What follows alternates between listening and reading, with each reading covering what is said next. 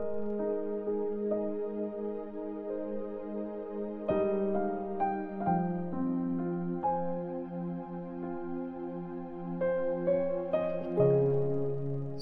Corinthians chapter 13.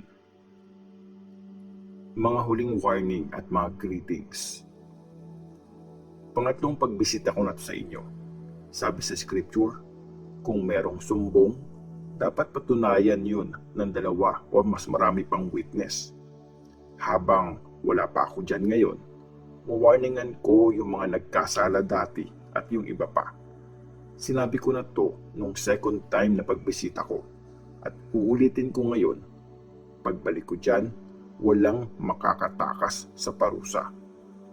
Since gusto niyo ng pruweba na nagsasalita ako para kay Christ, ito na yon.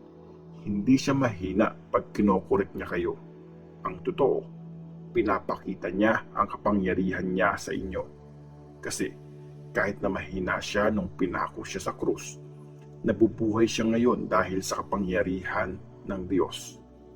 Kagaya niya, mahina rin kami, pero para sa inyo, mabubuhay kaming kasama niya sa tulong ng kapangyarihan ng Diyos.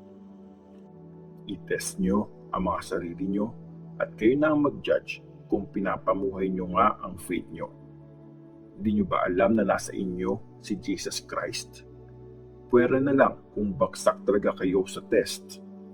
Sana makita nyong hindi kami bagsak. Pinagpipray namin sa Diyos na huwag kayong gumawa ng masama, hindi para palabasin na nakapasa kami sa test, pero para magawa nyo kung ano ang tama, kahit mukha pang bagsak kami. Para lang sa katotohanan ang magagawa namin, hindi namin pwedeng labanan yun.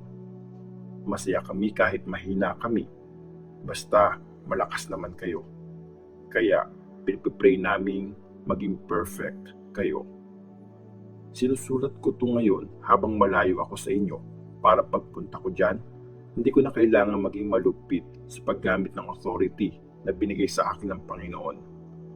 Binigay niya ang authority na to para patibayin kayo, hindi para ibaksa kayo. Mga kapatid, hanggang dito na lang. Ayusin niyo ang ugali niyo at sundin niyo ang mga bilin ko. Magkasundo kayo at mamuhay kayo ng may maayos na relasyon sa lahat at sasamahan kayo ng Diyos na nagmamahal at nagbibigay ng kapayapaan. Kamustahin niyo ang isa't isa ng may pagmamahal. Binabati kayo ng lahat ng mga kapatid.